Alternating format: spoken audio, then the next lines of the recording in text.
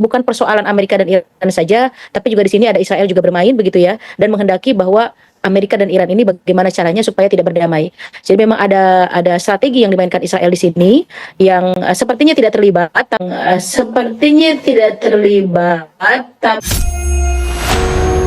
Halo kaum intelektual sekalian, wah, wah, wah, wah, wah, wah, wah.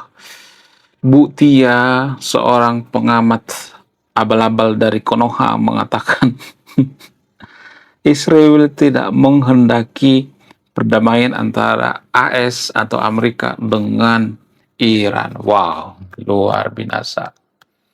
Apakah ini ngarang? Yes, ini ngarang. Kenapa? Karena dia tidak ngasih datanya. Datanya dari mana gitu?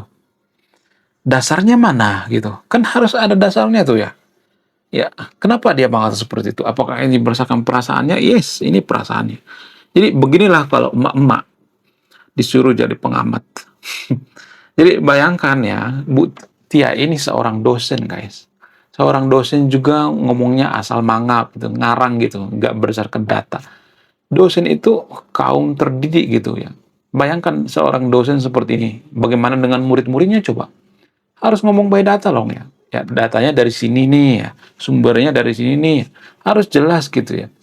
Jadi jangan sedikit-sedikit berdasarkan pengamatan gue gitu ya, berdasarkan gue, perasaan gue, ya, nggak boleh seperti itu, harus berdasarkan data yang ilmiah. Kenapa harus data yang ilmiah?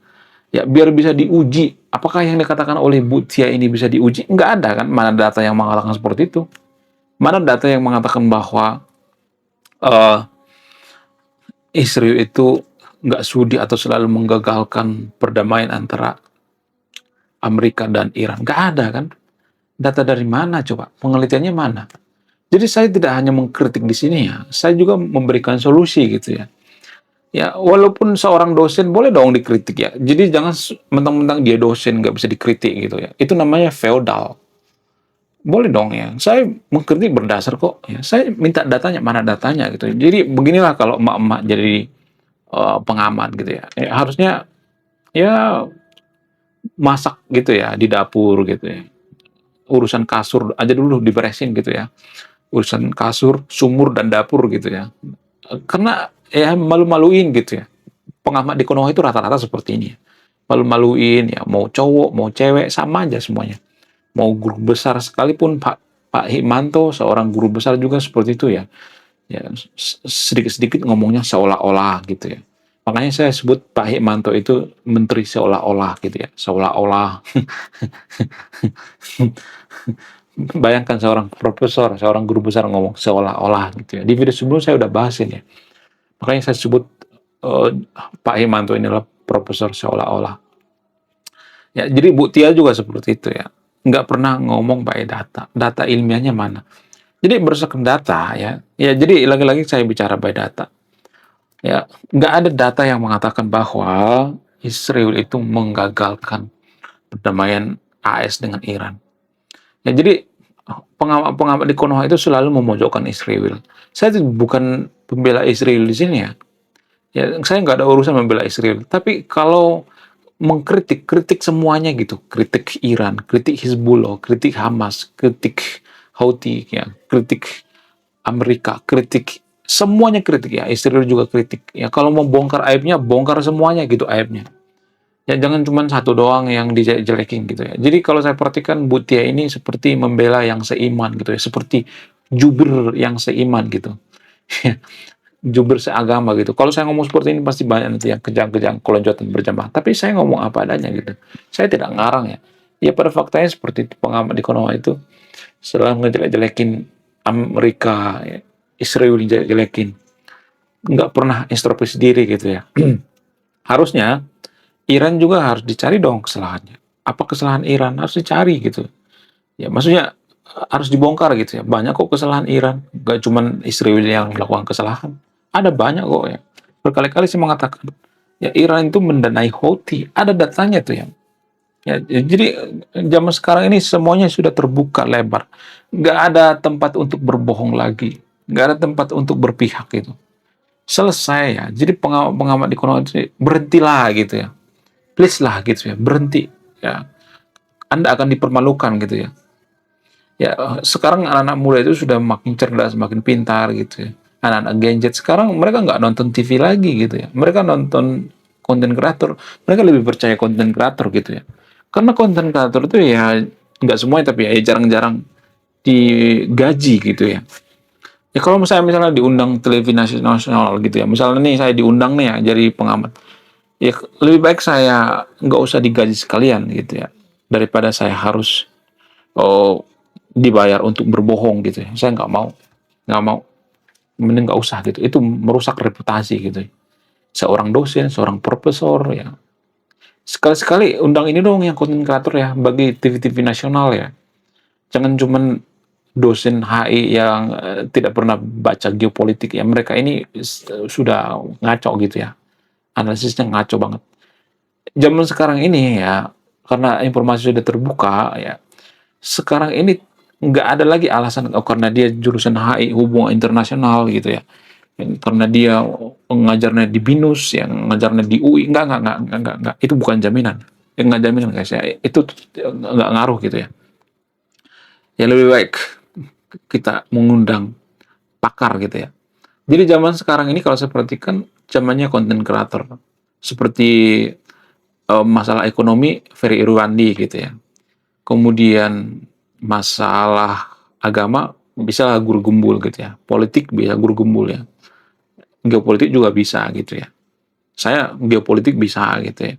Kemudian budaya juga bisa gitu ya. Agama itu kan bagian daripada budaya ya. Ya, jadi harus di bidangnya masing-masing gitu ya. Ini bidang saya, makanya saya kritik gitu.